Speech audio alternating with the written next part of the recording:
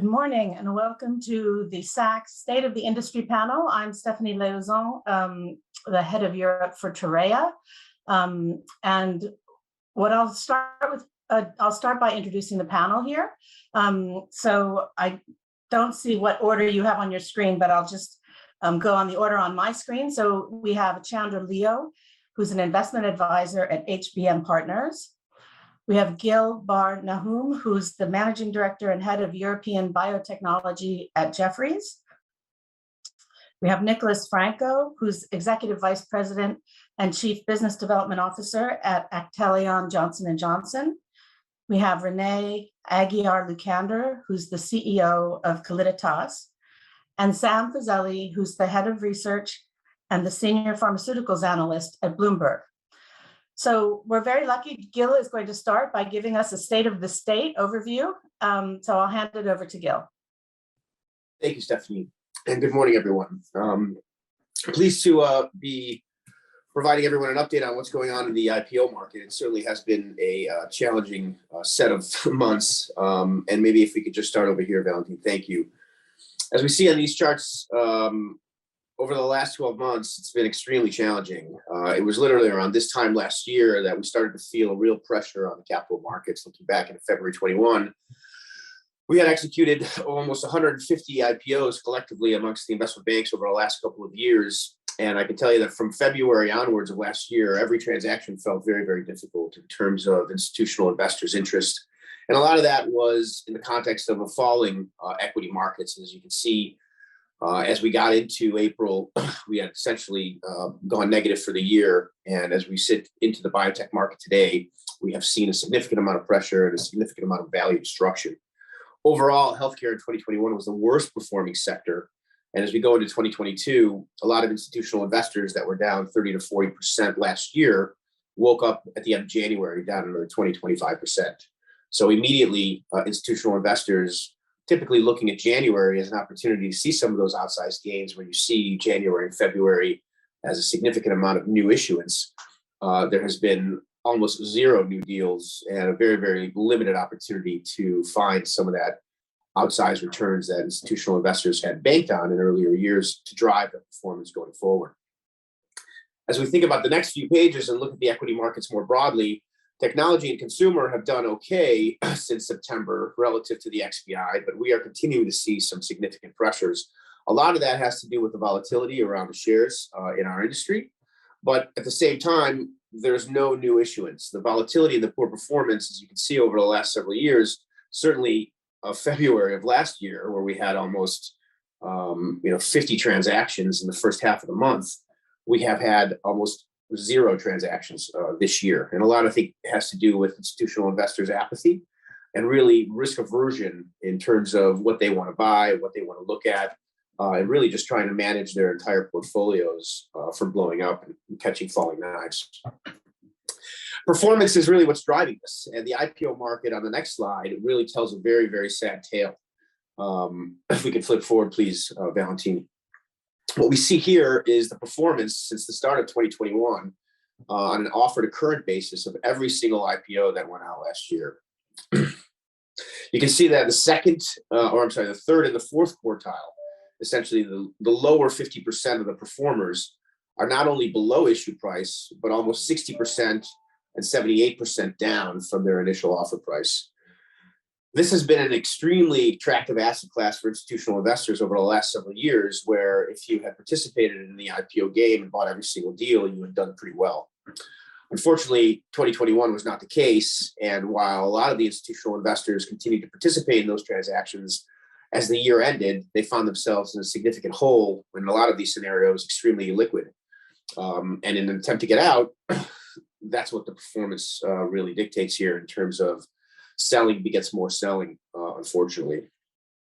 If we think about this asset class into the future, it's really one of the few places where you can wake up in the morning and potentially make 20, 30% immediately on those shares. Unfortunately, not only does this asset class not exist in this overall market backdrop, the returns that institutional investors were chasing last year did not materialize. And unfortunately, a lot of these stocks have been oversold and are in a really, really poor position to try to recapitalize themselves going forward. If we look at the biotech market on the next page as a whole, I think that this chart, despite the depressive nature of it, does tell a story of potential bottoms. What you see here on the top chart here is essentially the NASDAQ Biotech Index as it's grown over the years. The chart on the bottom essentially identifies where are we in terms of median decline from the 52-week high. Put differently, how many of the stocks have gone, or have 50% of the stocks reached 50% below their 52-week highs? And we're at a point today where we can say about 60% of the biotech stocks are at or below their 52-week high, the 50% of their 2-week high, 52-week highs. And if you look over time, that seems to be a trigger for institutional investors to identify as a buy signal. Now, this chart I saw last week, it was clearly in the advance of an invasion. So I think all bets are off in terms of how long we kind of stay at this bottom. Nevertheless, I think what we're seeing here is that institutional investors looking at this chart will clearly recognize that the biotech index has been really, really oversold. And it's at a point where historically we've seen a real bounce back and an opportunity for institutional investors to find real value in that market. As encouraging as that is, as we flip to the next slide, we see that unfortunately a significant number of biotech companies are trading at or below their cash levels. And that is I guess, a message from the institutional investor base saying that you are going to burn your cash before you are going to create any value. And as we see these stocks come forward, the value that the institutional investors that exist in these stocks will have to see in terms of overall dilution is going to be unfortunate. But as these guys come forward to finance their businesses, a lot of them will have to take transactions which are really, really depressed in terms of overall discounts and potentially some structured transactions in order to get out of that hole and be able to continue to finance their businesses. This is not a new scenario. And if we think about companies trading at or below their cash levels, and we think about how that's occurred in the past, I've seen it several times. This typically tells me that there will be some liquidations, there will be some consolidation, and some of these companies will essentially become shells for reverse mergers. Some will be able to escape, and a lot of that has to do with data and a little bit of luck as well. I think the other key important point is when we think about that chart and the 60% of the median, if institutional investors start to see real value at these levels and they start to go into the market to purchase these stocks, that should create a good buoyancy into the market and hopefully start to open up some of the other capital opportunities for our peers. But just a quicker snapshot on the next slide of the IPO market of this year, or so to speak, of the last 20 IPOs. You can see kind of towards the end of last year and kind of October, I'm sorry, in the September timeframe, we were still pricing IPOs at the high end of the range with the 1.5 times step up. Unfortunately, all of those on this page have performed extremely poorly. The shining light here is that some of the IPOs this year, as you can see, the top 4 actually do have a decent performance on an offer to current basis, despite pricing at the midpoint of the range, have done quite well at the end of the day in terms of not necessarily on the first day, but institutional investors who are invested in these stories certainly are feeling much, much healthier. I would highlight as well that a significant portion of the demand profile and the allocation of these transactions were to the insiders. And each of these deals continues to come to the market with 100, if not 120% of the overall book covered from the existing investors. And our intel tells us that a significant number of the allocation of the stock was put into the insiders. Very, very few new investors coming into any of these deals. If we think about how that's occurred over 21, the first half versus the second half, you see that a significant number are pricing below the range, and the pricing outcomes are certainly much more challenged, which speaks to pressure from the institutional investors to price these transactions at a little more attractive level for them so that they can have a little bit more upside. But if we think about the overall performance in general, and we look at the trend of IPOs over the last several years on the next slide, as we mentioned, there's only been 4 in 2022, about $700 million raised. When you think about the last several years, you can see the volume of transactions that have come in 2020 and 2021. I would have never thought that 100% of the deals in any of these years would come in or above the range.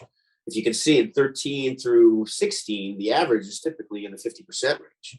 But as we kind of move into 22, we see that in and above the range is really more a 75% probability here, although, 4 transactions.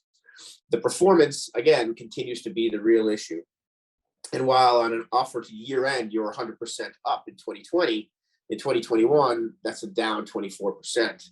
The step ups also in 21 were pretty robust. And as you see the valuations going in 2013 on a median pre-money from about 162 million to peaking almost exactly north of 500 million in 2020 and 2021.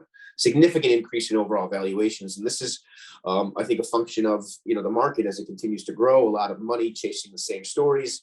And that makes things a little bit more expensive. And in some cases, sometimes 3 to 4 times more expensive is what has been the historical norm.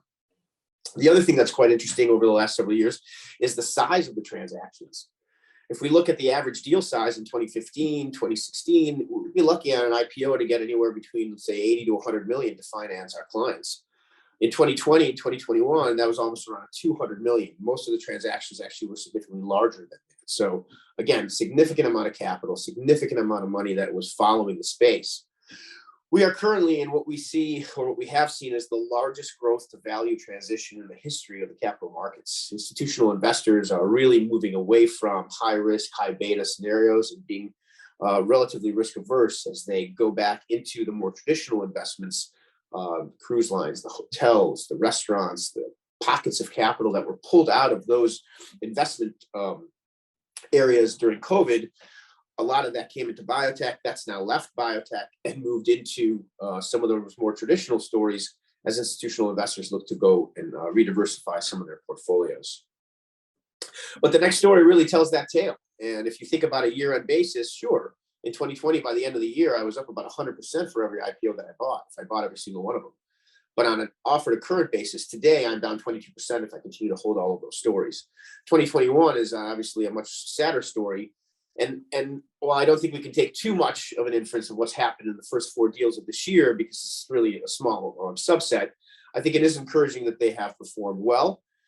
In terms of the overall follow-on market and raising capital just in general, there's been around 20 transactions since the beginning of November. We've seen very, very few, and those are deals, again, that are coming forward with a very strong component of insider support or some anchor that comes forward and says, I want to take a real position here. Outside of that, it's become very, very difficult to raise money in the capital markets, certainly in the life sciences space. How is that spread out, and how are those valuations looking over the last several years since 2019 on the next slide?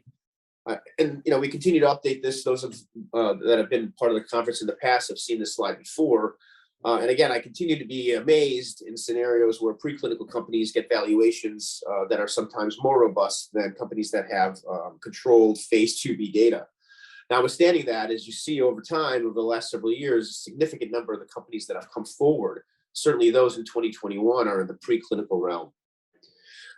What we're seeing today is institutional investors' interests come forward into a much more de-risked zone. So while several years ago you may be really excited about a preclinical story, today it's become extremely challenging to get anybody excited about anything that does not have proof of concept data and controlled high quality proof of concept data. On top of that, if you have high quality controlled proof of concept data, I'd like to see an opportunity to make money over the next 6 to 9 months. Otherwise, I can't put my money in something that's going to sit there for another 4 years before they have clinical results. So while institutional investors have removed or enhanced their risk aversion to the earlier stage stories, there is a lot of interest in late stage opportunities. The real concern is that the preclinical and the phase 1 companies that went public, they have a very, very long time limit. If those companies have burned a significant amount of cash, it's going to become very, very difficult for them to identify new investors to come into their stories and help push those pipelines forward. So we're a bit concerned on the earlier stage side of these ventures. That being said, we think that may create interesting opportunities from an M&A perspective or even a licensing perspective for some folks to come in and partner with some of these compounds and bring those forward. On the next slide, we'll talk a little bit about SPAC Land. Remember, a special purpose acquisition company is a bunch of capital that's raised by a sponsor to go out and shop and buy a company. We saw an enormous explosion of capital that came into this market, really a function of low interest rates and exploding sizes of portfolios and capital bases in the investors. And instead of putting that money at 0% plus in the bank, you give 10 million to your friend over here, 10 million to your friend over here, 10 million to your friend over there. And ideally, they come to you, they say, here's the transaction I'd like to do. I'd like to buy this company. And you have the opportunity to say yes or no. You can take your money back, or you can vote for the deal, participate in the pipe. North of 600 IPOs in the SPAC realm, this is not all healthcare, had raised capital, and to a record tune of over 160 billion of capital that was raised. A lot of these SPACs have yet to find targets. A lot of these SPACs have yet to announce any transactions, and the capital is a burning hole in a lot of the pockets of a lot of these sponsors. What we're seeing today is almost 100% redemptions, even on the higher quality side of the table. Meaning, if you don't raise a significant amount of money through the PIPE vehicle, the money that was raised in the SPAC can really go back and be redeemed completely. So if you need $100 million, you raise $50 million in the PIPE, and you hope that there's going to be at least $50 million left over in the trust as you close the deal, you may be out of luck because a significant portion of those funds are disappearing and going back into the SPAC ether, or so as I call it, as institutional investors redeem and don't vote for the deal, or essentially take their money back. It was a good asset class, and I think it can remain a good asset class. And time will tell, I think, whether those that were successfully merged into the SPAC realm will perform any better. I think it's still early days to talk about some of that performance. Nevertheless, on the last slide, you can see how the SPAC post-mergers have actually performed, and it's not a very, very good story. We're in a number of situations now where the value of the SPAC brand is extremely important, but by and large, most boards are really, really risk averse to going into a scenario here, given the performance of a lot of these stories. Traditional IPOs don't always perform amazingly well either. And while the IPO market is closed, I'm curious to see how the SPAC market will evolve over the year, and whether that'll create an opportunity for our clients and certainly the biotech community to find another opportunity to access capital. Maybe if we just flip forward 2 slides in the interest of time, and we think about the M&A activity over the last several years. Again, this is a chart that we track on a monthly basis, where there are significant acquisitions that are made. Historically, as we've talked about in the past, a significant number of the transactions are done in the late stage marketed zone. And why is that? Again, big pharma loves revenue. Big pharma loves EBITDA. They want to incorporate that. They want to grow and create synergies from their mergers. Last thing that I think big pharma or any big acquirer wants is another $200 million of burn to incorporate onto their balance sheet, onto their P&L, and really impact their overall EPS. And therefore, there's a much higher propensity to license, provide an upfront payment, let the company, in collaboration with the sponsor, with the big company, run the clinical study, and at the right time, come in and acquire that compound. And this way, you don't have all that research and development on your books. You've essentially offloaded that through your partner. Once the product is approved, that's where we see the big tickets in M&A. That's where we see the multi-billion dollar transactions. While there have been some acquisitions in that phase 2 realm, you can see that the value, as represented by the size of the circle, is significantly lower in terms of overall size. Put differently, about 8 billion in average value for marketed products versus, what do we say, about 1.5 billion in terms of good phase 2, highly controlled quality data companies. So looking ahead, as I mentioned on the last slide here, we are in the largest transition of growth to value. A lot of these slides, again, were created in advance of an invasion. So I think we have a little bit of, let's see how the next couple of weeks evolve. The market certainly was extremely volatile yesterday, and the biotech market was no separation to that. Interestingly, on the day of the invasion, the biotech market was the best performing index. As we think about other aspects about rising interest rates and the geopolitical climate, we have a situation now where buy-side tolerance is near an all-time low, and what you need to get an investor to get convinced to buy a new story has never been higher. So it's really quite challenging to bring new investors on board. It's really one of those times where you got to focus on your insider investors and your existing investors to continue to drive your business and finance your business until we see a little bit more sunshine into the distance. How do we get out of this zone? Compelling clinical data is always the key that hopefully should drive stocks moving forward. M&A activity, a big cash purchase of one of the biotech companies returning a significant amount of capital to the institutional investors, that always helps. New issuance performance, a follow-on that flies up 30% that everybody was participating in, that makes people feel good that these transactions can actually occur. And then the biggest enigma really is the geopolitical climate, as issues in Eastern Europe continue to be extremely volatile. I wonder how long that's going to last, and I wonder what the overall political climate is going to do to enable or disable institutional investors to participate in this overall market backdrop. There shouldn't necessarily be a direct link between war and biotechnology in terms of making medicine. Unfortunately, risk aversion, I think, goes hand in hand with the geopolitical climate. So hopefully that'll be behind us soon, and there'll be some resolution on that.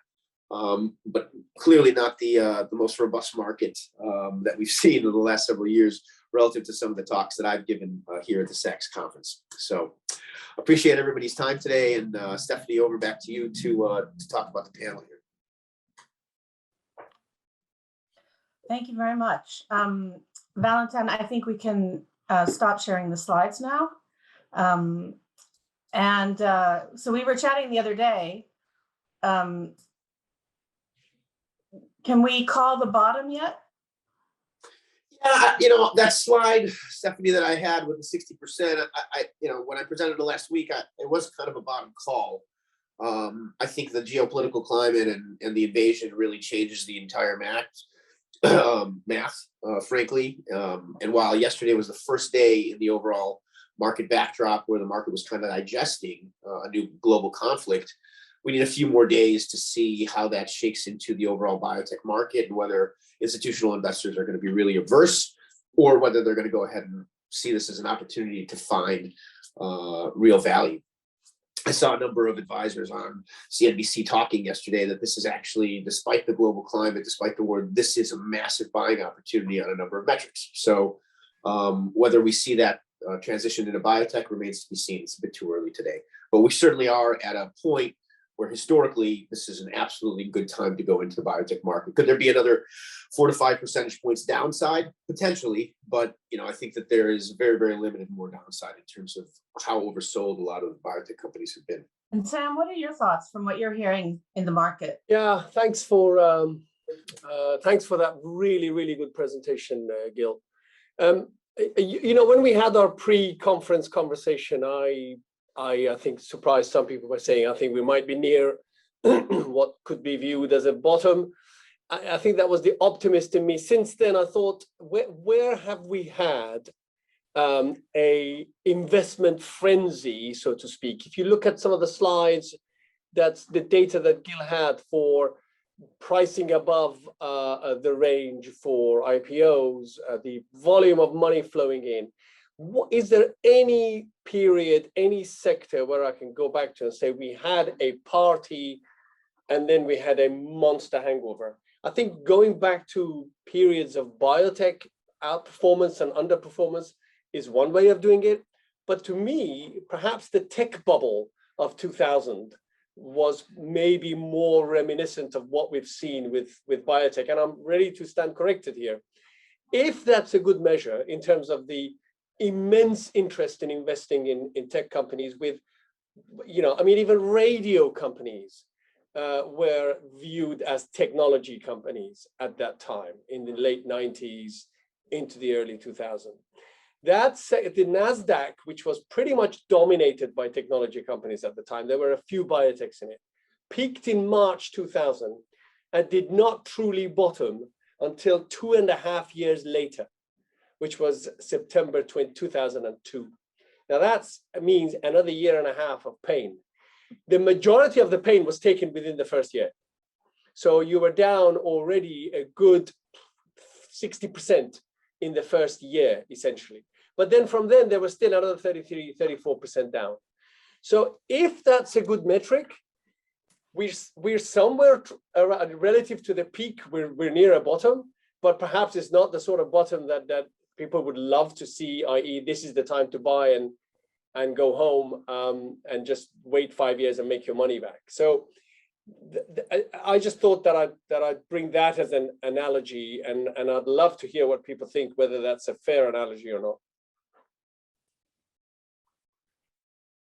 Any comments from the rest, Renee or Nicholas or Chandra, on some of those points? Yeah, I think, again, Gil, thanks so much for this great presentation. And I agree with Sam's comment. In a way, I mean, calling the bottom is one thing. The other question is sort of what will the recovery really look like? And I think we have to assume, just to be conservative, that this may be a situation that will last for longer. So I think even if this is the bottom, it doesn't mean there's a sort of quick bounce back to a situation that will be anything like what we've seen over the last few years. And I think that has important implications for any private or public company that thinks about their financing strategy going forward. Actually, on that point, sorry, just going back to that same analogy, from September 2002 to early 2005, NASDAQ was up 81.5%, but way shy of its peak. So if, you know, in terms of numbers that we saw, if again, this is a correct analogy or a useful comparator, it's a much slower burn in terms of the regaining of confidence and value than obviously the downside. So it looks immense. It looks incredibly alpine on the way down, and pretty boring Montreal type ski slopes on the way up. Sorry, I love Montreal, but I was about to say that I'm from Montreal, so I didn't. I hope that was a good comment. But basically, Stephanie, to your question, for Janssen, we're sticking to our principles. This is the type of market. Seems to me that you have to stick to all the fundamentals, and for us, the fundamental is good science, and it's actionable science. It's clear that a lot of companies went out very early, and to Gil's point, probably didn't raise enough money at the beginning to make sure that they get to that next inflection point or that next data point. It's clear that the pandemic has not helped clinical development for many companies, especially, for example, in one of the areas I'm in, which is lung diseases. You know, all the pulmonologists were busy treating COVID patients, and all those clinical trials of drugs in that space have significant delays.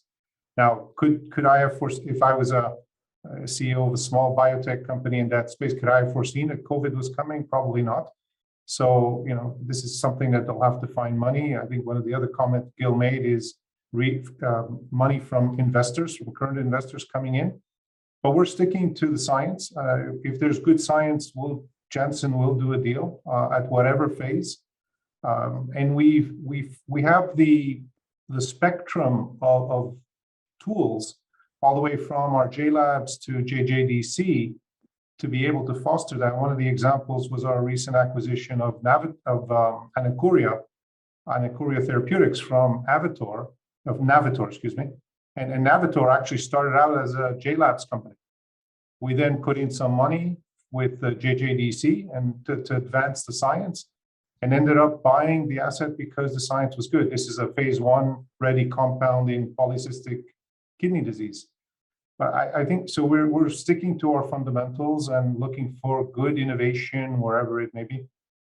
Nicholas, I think you make a good point. One that I didn't mention. When you think about financing these days, and because of the last couple of years of the delays that have occurred, when you approach investors and there's a $50 million use of proceeds, I can't tell you how many times these days I'm hearing it's probably more like 75 that you need, right? And think about establishing a business plan that gives you not just 6 months, but maybe 9 months plus of additional capital beyond that key catalyst, because delays are, you know, you can almost set your clock to it. You know, the number on a few CRLs, another clinical hold yesterday. So the FDA has done a very good job of being extremely consistent in showing up late to a number of parties, so to speak. So when you think you're going to get your results or the FDA letter or have some feedback, it's just taking a significantly greater amount of time than anticipated. So err on the higher side when thinking about capital requirements? No, absolutely. And one of the other, to your point, Gil, I think companies often underestimate the amount of money required, not only for what you say, but they kind of put together a skeleton development plan. And what we've seen in many due diligence is that there's so many holes in the data that they present to us that you automatically have a disagreement at the stage of development that the asset is actually in. So there, and once you have a disagreement at the stage of development, then you have a disagreement on value. And so it starts there. To your point, when you have the opportunity, raise more money. That's always been the mantra, right? Raise as much money as you can, and if not, even 20, 30% more. Yeah, we'll see. But good science will trump a lot of things. Renee, as a CEO managing a business in this environment, how have your views changed, given the last few months? I guess that, maybe partly because I'm old and I've been through some of these kind of situations before, unfortunately, quite a few of them. I think that, you could almost kind of see when the SPACs were starting to kind of show up. That I think for me, that was a bit of a warning sign of what was to come. So I think we did have actually a little bit of advanced notice that the market was very, very frothy quite some time ago. I also think that, from a kind of business perspective, we therefore kind of actually chose to raise money, in advance, for example, of a catalyst. And I know that there were a lot of kind of people complaining about that, saying, why are you doing this? And I think it really comes back to the fact of what's been mentioned already, that, if you can raise money and you can raise it at a level which is good for your existing shareholders, and that will give you a buffer for all of these things that have been mentioned. You just don't know necessarily what's going to come around the corner, whether it's regulatory or macro or whatever else. I think that, we should kind of try and do that. We shouldn't raise money unnecessarily just because we don't know what we're supposed to do. Right? I think you have to have a very good plan, but you should really kind of be prepared, I think, to raise that additional capital. And I think what we've seen in these markets is that even if you have fantastic, good data, actually you can get a pretty anemic kind of reaction. It'll be positive, but it will be nowhere near the same kind of backdraft or downdraft that you're going to get if you miss anything. So it's a little bit of, you get like, 30% on the upside and about, 80% on the downside. So it's a very kind of asymmetrical kind of, environment to operate in. So I agree with all of these things that have been said. And I think that, luckily, I think that, the companies that have cash at this point in time and don't feel that they have to go out and raise capital, obviously, are in this position where, they can be more opportunistic. Not only can they, run their own businesses and develop their own pipelines, but they may also be able to, not in the same way that Janssen can, but in a much smaller scale, maybe kind of be opportunistic in terms of broadening pipelines and bringing in, resources, et cetera. So it is a very challenging environment, to be clear. I don't think it's anyone, and no CEO wants to be in this situation. But I think it's just a lot of caution. Cash is king, right? Be very cautious about how you spend your money. Think twice or three times before you do anything that's outside of your plan. As always, if you're going to be a CEO in this industry, you have to plan for success. And I think, you just have to kind of keep on running your, doing your development and then, trying to generate that data that is going to be required in order to kind of, get out of these kind of situations ultimately. Thank you. And by the way, I should add, if anyone who's watching would like to ask questions, you can put them in the chat, and people on the panel can address them. What are the implications of this for, we've been talking a lot about the public markets. What are the implications of all of this for the private companies that might be watching? Are you seeing, Chandra, any changes in how you guys are thinking about things, or any advice that you would offer on the private side? Yeah, I mean, here at HPM, we're in a special kind of situation because we're investing from an evergreen fund. So we don't need to go out and raise new funds every so many years. And we also have a private, meaning a venture capital, and a public equity team under the same roof. So we have these discussions all the time. I mean, a couple of things have happened. I think on the one hand, for organizations that can invest in private, and I mean, first of all, there were of course a lot of so-called tourists or investors that came from other areas and entered biotech because it seemed hot and it seemed like a lot of upside, and maybe they underestimated some of the risk, and those have left or are leaving, and that may include certain generalists, it may include certain sovereign wealth funds, it may include also some tech investors that have come heavily into the certain areas of the biotech space and have, I would say in some cases also inflated the valuations there. So I think those are gone. And then of the remaining investors, there are some that can allocate between private and public. And if the value of someone's public portfolio drops, as we have seen now, that has several implications. I mean, on the one hand, it means suddenly a company on the public side may be a much more interesting investment than it was before. And of course, it has the liquidity and so on. So I think there will be a shift towards investing in public companies for those investors who can do so. And then there are some private investors who maybe have limited resources in the existing funds, and those will also probably scale down their new investments and really look after the existing portfolio in order to make sure that these companies are really adequately financed for a longer time than they would have had to be financed before. I think at the same time, we've seen a lot of new fundraising happening. I mean, also in the US, but also here in Europe with unprecedented large funds that have been closed, just mentioning funds like LSP and Forbion, JATO, also Ebbingworth, SV Health, and so on. So there is this money that will need to be deployed, but I think it may, I mean, at this point, I think a lot of funds are in a situation where they're sort of waiting for sort of some indication of where things will be moving. And so right now, nobody's in a particular rush to make new investments. So I think that's just, I mean, for companies that we have also come in our portfolio that are fundraising, I think it's important that you have strong existing syndicates and that you figure out who's really writing checks these days and on which time scale, and in many cases people may be willing to wait a few more weeks or even months before making major new investments. Yeah, to add to that, Chandra, I'd say as a public company, you can go onto Google or Yahoo and type in your ticker and see that you're off 35-40% this year or the last 12 months. As a private company, you don't have that luxury. And I find it takes a little bit more time for private companies to kind of get that religion that the entire market's off 50%. Just because I did my last round at 100 million, there's no way that it's static.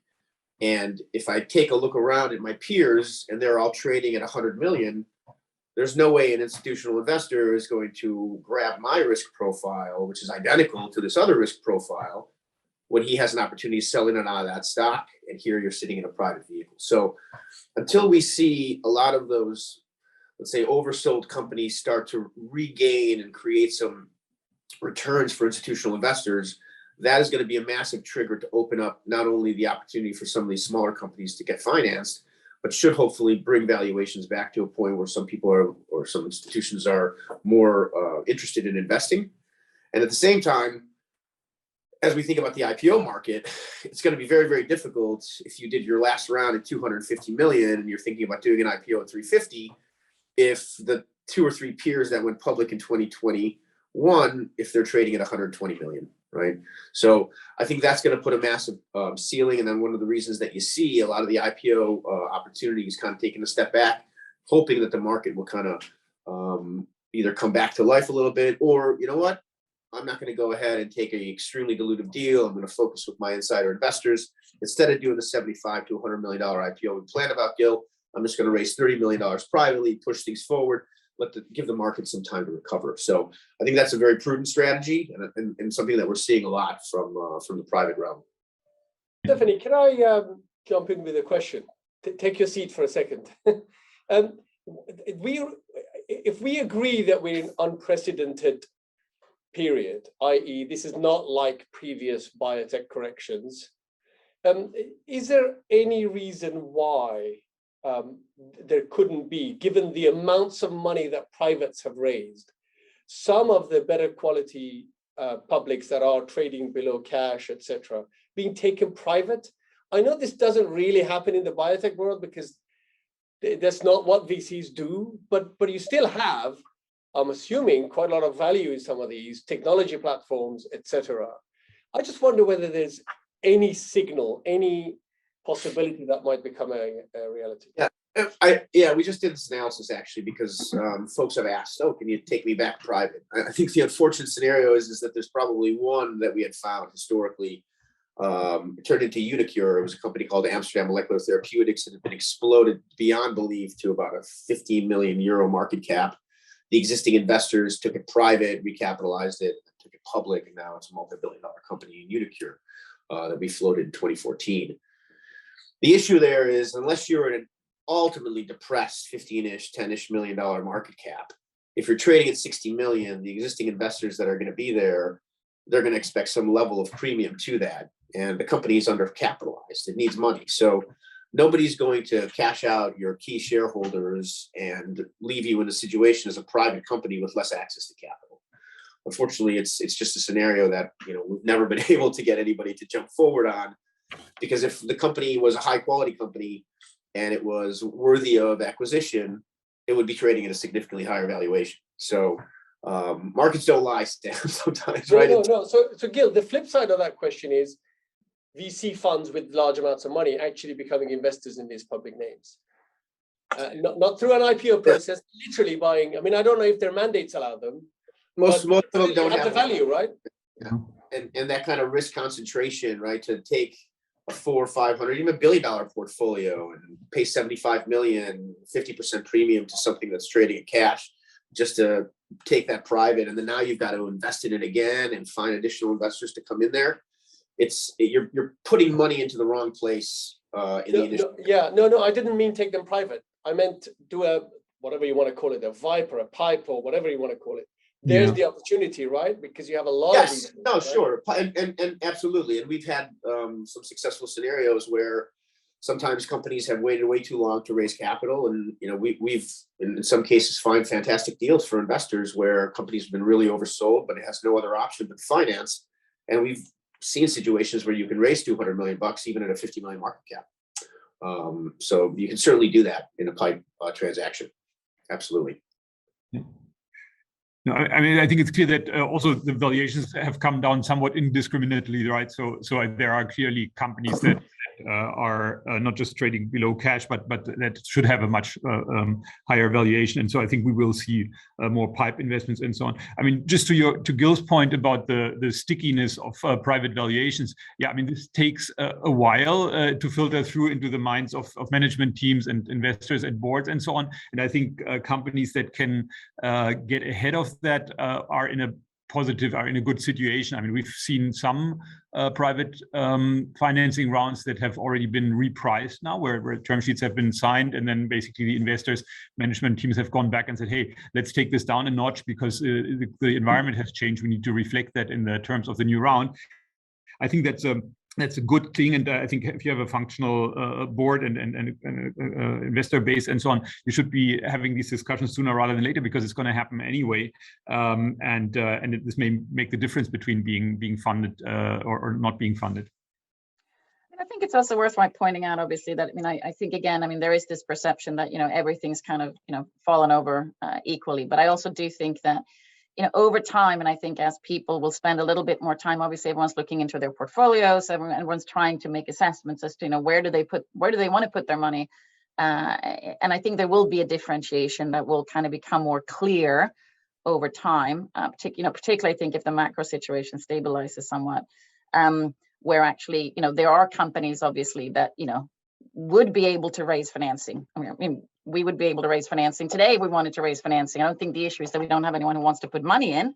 It's just that, we don't need to take in money at this point in time. So we have no intention of doing it. But it's not like there's no kind of, supply. There's not like people don't want to invest in biotech.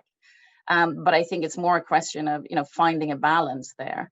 And I think hopefully as things calm down a little bit, you will get to crystallize a little bit more in terms of where, whether it's a PIPE or a public investor or whatever, will kind of, continue to support companies, and where, the actual, even the amount of the burn is such that, it is going to be much more challenging for those companies to raise money, simply because the time that it will take them to generate data is long, and the amount of burn that's required is high, and therefore obviously the risk is very different. So I do think that, it sounds like a little bit like, the sky is falling. And I'm not sure that I completely agree with the fact that this is exactly the same as the technology boom, or not the boom, but the bust, I guess. I think that was a slightly broader kind of issue there. But, undoubtedly, I think that this is going to be, at least a medium-term issue. I don't think it's just a short-term issue.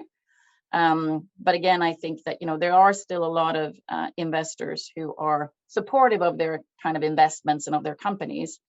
And I think that, there will be kind of a more clarity, I think, on that split over time.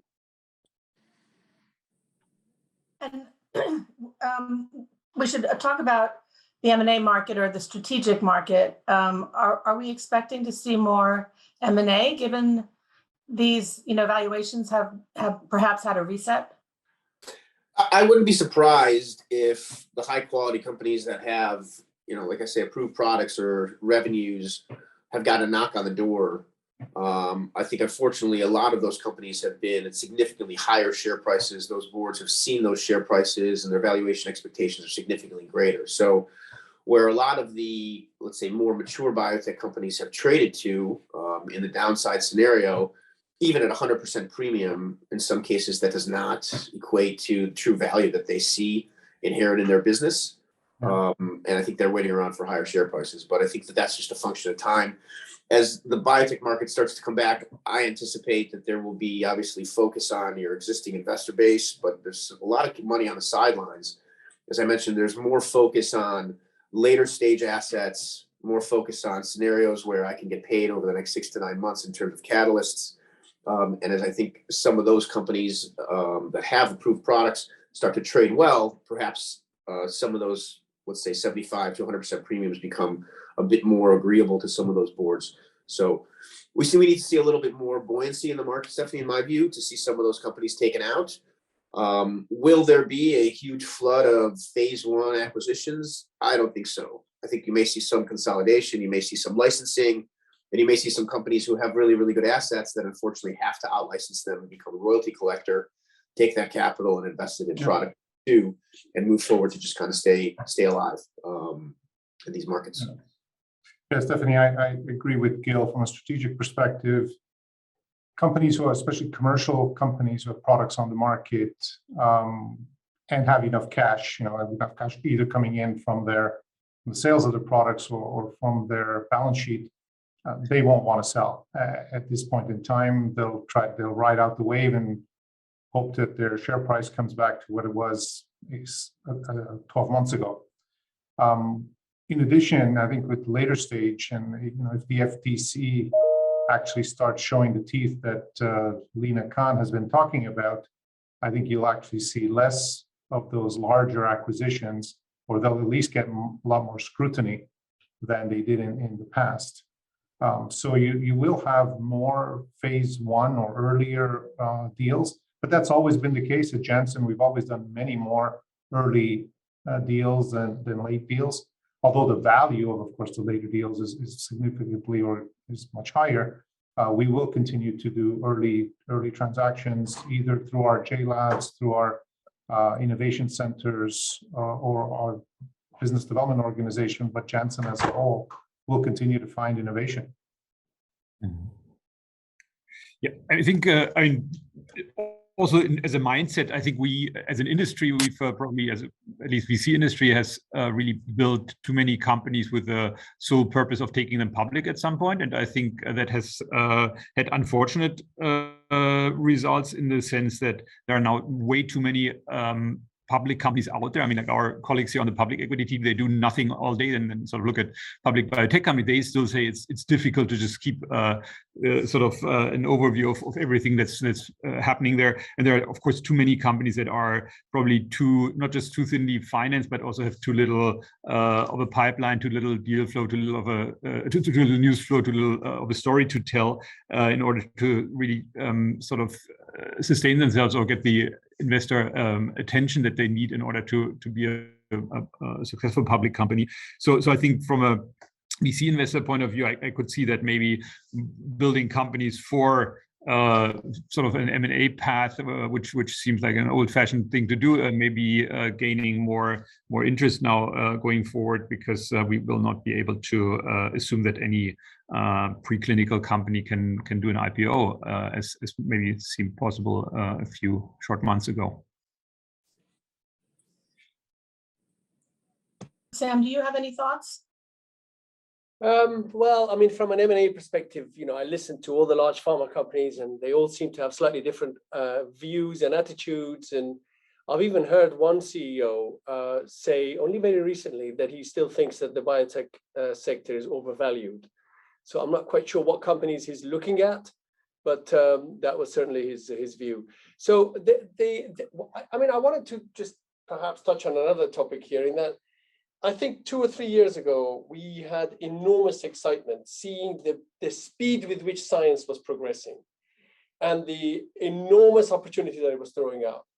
And that made me really excited for the decade that we're in now. The problem that I think we ended up having is that excitement led to excitement in financing.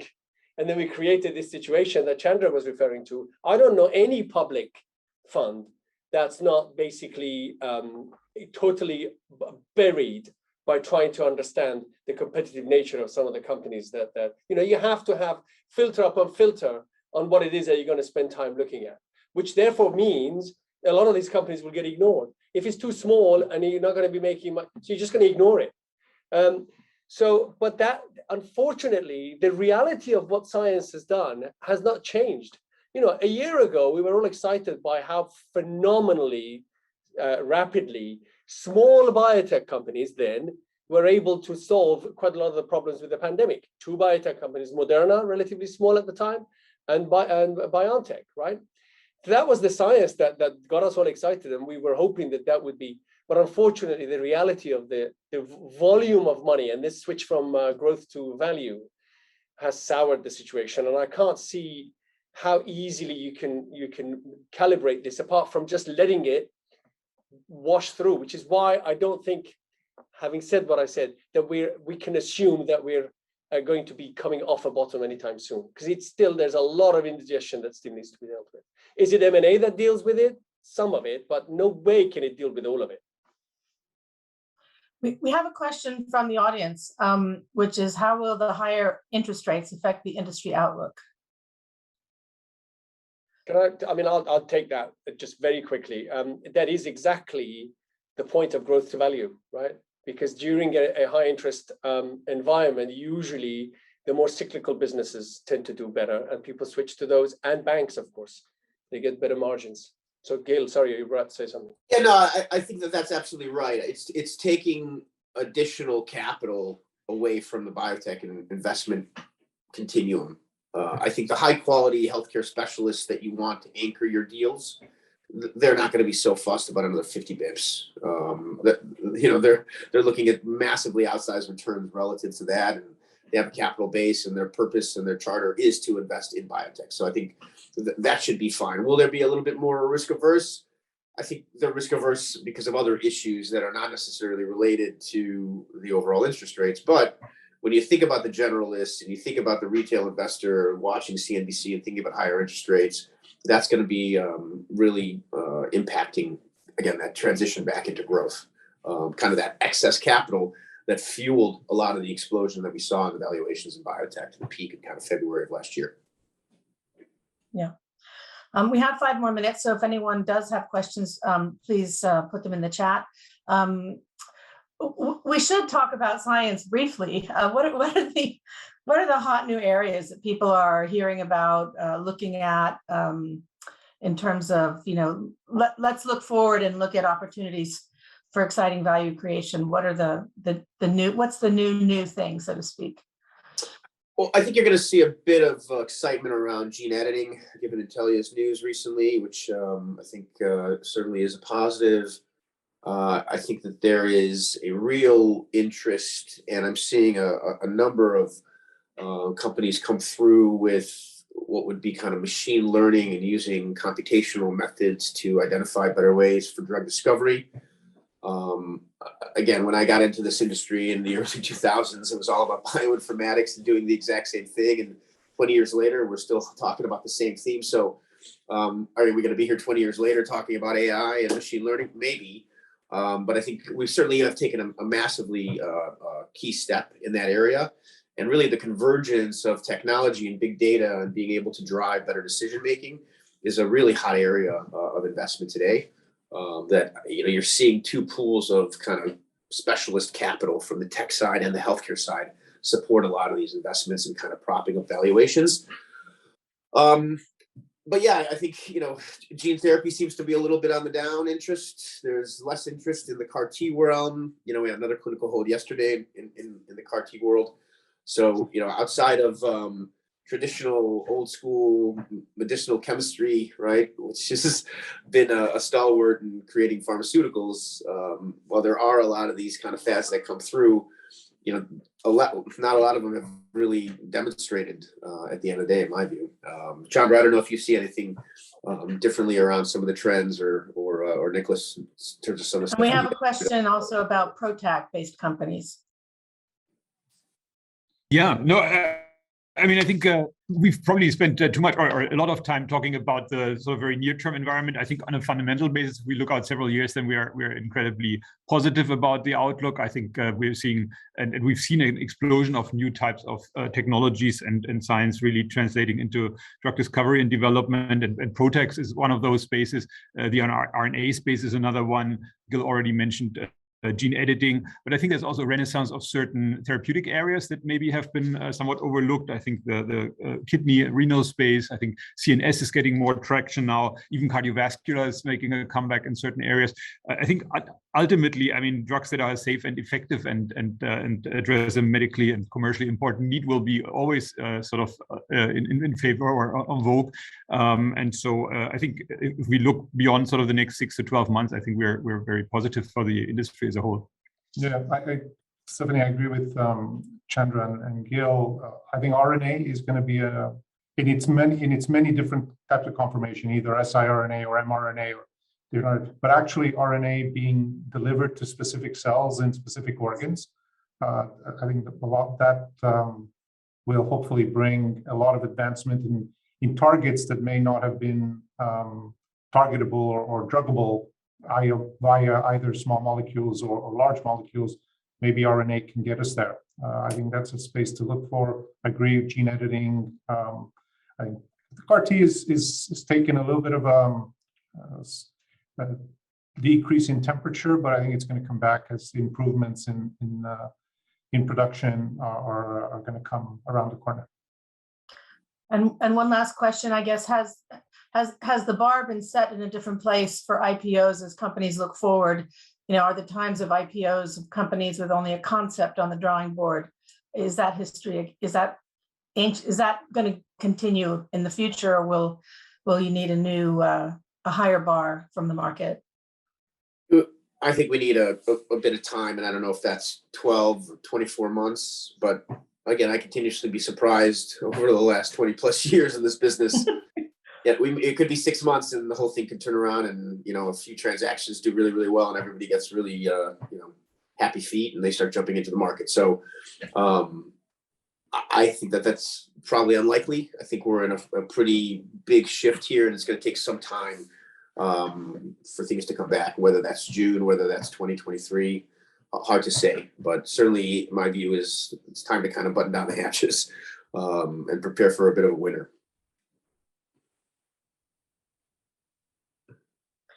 Okay, well, with that in mind, I think we are just on time. So let me thank everybody very, very much. I think it's been a really interesting discussion. And Look forward to watching the rest of the conference, and thank you all again.